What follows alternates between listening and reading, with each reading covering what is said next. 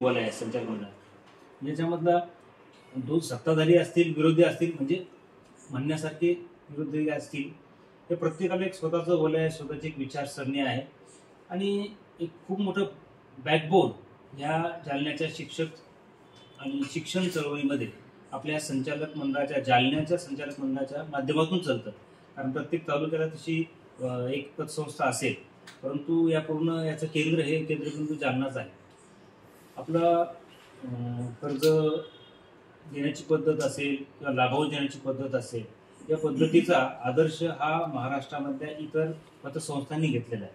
आपल्याला खूप मोठा छान असा वारसा आहे आणि भलेही मध्यंतरीच्या काळामध्ये मी आमसभेमध्ये विविध गोष्टींवर विविध चुकीच्या वाटणाऱ्या बाबींवर समजा बोट ठेवला असेल, परंतु आपल्या पतसंस्थेमध्ये खूप चांगल्या चांगल्या गोष्टी घडतात तेव्हा त्याचा उल्लेख मला इथे करावासा वाटतो. चेअरमन जे असतील, चेअरमनच्या बाबतीमध्ये बोलायचं झालं, त्या दिवशी तुम्ही सभेमध्ये मॅडमशी बोलला होतात. नंतर मॅडम मला एकदा बोलल्या त्या संदर्भामध्ये आणि मॅडमच्या मनामध्ये आहे, मॅडमला एक माझा विचार आहे मॅडम बोलल्याच एकदा तुमचं मला बोलू दे तुमच्या मंडळामध्ये, मग बघू काय करायचं. तुम्ही काम करणारे माणसं सर बोला. आणि डिप्टी सीओ असतील यांनी सुद्धा एकदा बोलून दाखवलं. आजच मी डिप्टी सीओ साहेबांना बोललो होतो. बसलो असताना त्यांनी पोद्दार शाळेमध्ये आज सकाळी व्हिजिट केली होती. तर तिथून त्यांनी शिक्षण क्षेत्रामधल्या याचा थोडासा आढावा घेतला. तिथे काय आणि आपल्या जिल्हा परिषदमध्ये काय असं त्यांनी थोडंसं मला सांगितलं की आपल्याला काय करता येईल आणि त्या संदर्भामध्ये त्यांनी किंवा शिक्षकांच्या इतर गोष्टीमध्ये घडणाऱ्या ज्या काही चळवळी आहेत जालना जिल्ह्यात त्या संदर्भात त्यांनी माहिती विचारली. तर त्याच्यामध्ये मी आपले जालना बदनापूर शिक्षक पतसंस्थेचा उल्लेख केला होता. तर ते म्हणजे मला नक्कीच आवडेल म्हणते जायला. सीओ ही इच्छुक आहेत, डेप्टी सीओ इच्छुक आहेत भेट देण्यासाठी.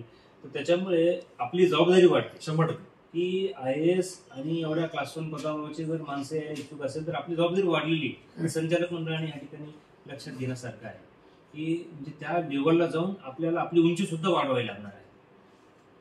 काही गोष्टींमध्ये कुठेतरी आपल्याला मॅनेज करावं लागणार आहे एकमेकांना. म्हणजे विचारांच्या बाबतीमध्ये जो आता ही दर महिन्यात तुमची सभा होत वादविवाद होत असतील, परंतु त्याच्यामधून मध्यम मार्ग ज्याला म्हटला जाईल तर मध्यम मार्ग आपण काढता आला पाहिजे. कारण सत्ताधारी म्हणजे ते बहुमताने चालले असतात आणि विरोधी जो असतो हा संख्येमध्ये कमीच असतो. पण तरी सुद्धा मला असं वाटतं ना, माझं असं मानस आहे की विरोधी पक्षांकडून सुद्धा कधी कधी खूप चांगल्या चांगल्या सूचना येत असतात. फक्त आपण सत्ताधारी आहोत आणि त्यांना कशाला याच्यामध्ये घ्यायचं असंही कधी कधी वाटू शकतं.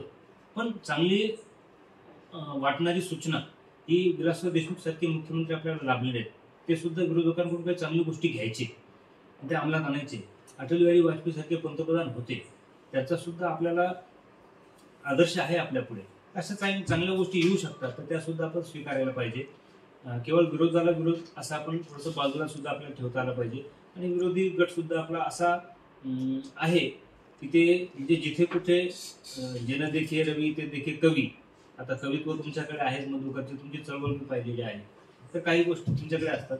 तर मला असं दोन्ही गटाला, कारण दोन्ही गट माझे खूप जवळचे आहेत, 17 वर्षावर पाहिले. प्रत्येक वैयक्तिक संबंध आहे, सचिन सोबतचा आहे, रमेश असतील, सगळे वैयक्तिक मित्र आहेत. तर त्याच्यामुळे इथपर्यंत ताणलं पाहिजे, तुटू नये, कुठेपर्यंत ताणू नका एवढं समजा दोघांनी गटालाही मी सांगेल.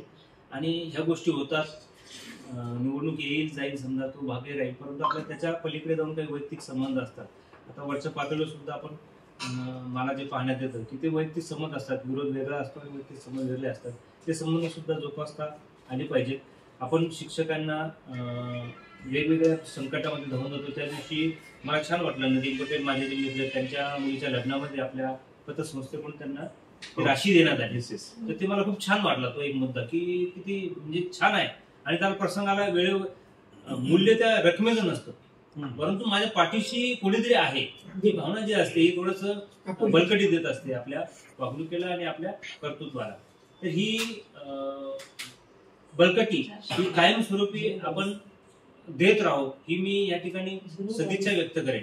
आणि तुम्ही सर्वजण शिक्षकांची प्रतिनिधी आहात, तर शिक्षकांचे जे मुद्दे असतील तिथे माझं पद तसं खूप मोठं नाही असं मला वाटतं. त्या तुलनेमध्ये. तर उपशिक्षणाधिकारी पदावरून मला जे काही समजा करता येईल तेवढं मी करू शकतो, तेवढी मी हमी देऊ शकतो. आणि एक तुमच्याशी माझे स्नेहाचे संबंध आणि प्रशासनाचा अधिकारी याच्यामध्ये एक ब्रिज बनण्याचं, पूल बनण्याचं काम मी नक्कीच करेन.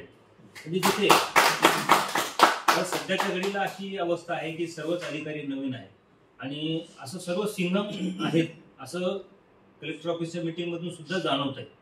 तिथून सुद्धा ते सगळे सिंघम आहेत, प्रत्येक जण म्हणजे कोणी करत नाही. तर तिथे त्यांना पटवून देण्याचं काम केलं जाऊ शकतं. आता उदाहरणार्थ परवा दिवशी समजा जे जैन शाळेमध्ये दुर्घटना घडली तर रात्रीच्या वेळेला आम्ही 9:15 वाजता मॅडमाने मी गेलो होतो, तर त्यावेळेला त्यांना मी सांगू शकलो ती पार्श्वभूमी की नेमकं काय मॅटर आहे ती सांगू शकलो. काही गोष्टी ज्या घडतात त्या गोष्टीमध्ये जनता स्कूलचा समजा एक मुद्दा असेल, अशा गोष्टीमध्ये की नेमकी पार्श्वभूमी काय, मग ती कादराबाद मधली अंजुमन शाळा असेल, यांची सर्व पार्श्वभूमी आपल्याला माहीत असल्यामुळे ती सांगायला सोपी जाते आणि त्यांना ती पचायला सोपी जाते. कारण आपला अधिकारी सांगतोय म्हणजे त्यांना ते पडतं की याला पार्श्वभूमी नेमकी काय. आता काल एक त्या आयशाबाई आल्या होत्या तर त्याचा एक मुद्दा होता, तो मुद्दा जवळपास 4 वर्षापासून चालू होता, 2021-22 पासून चालू होता. तर काल तो मुद्दा 5 मिनिटांमध्ये सॉल्व्ह झाला. इथे सांगितलं 5 मिनिटात सॉल्व्ह झालं सर, की ते फास्ट हो गया. थोडीशी ती पटवून देण्याची जी समजा शैली असते किंवा ती माहीत असेल आपण तर कोणती बाजू स्ट्रॉंग आहे हे आपण सांगू शकतो, तर त्याच्यामुळे गोष्टी घडू शकतात.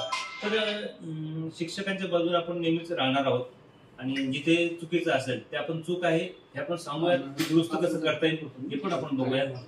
आणि माझा ह्या संचालक मंडळाला, या सोसायटीला आणि या शिक्षण क्षेत्रातील चळवळीला नेहमीच भरभक्कम असा पाठिंबा राहील, याच्यामध्ये कुठे दुमत नाही.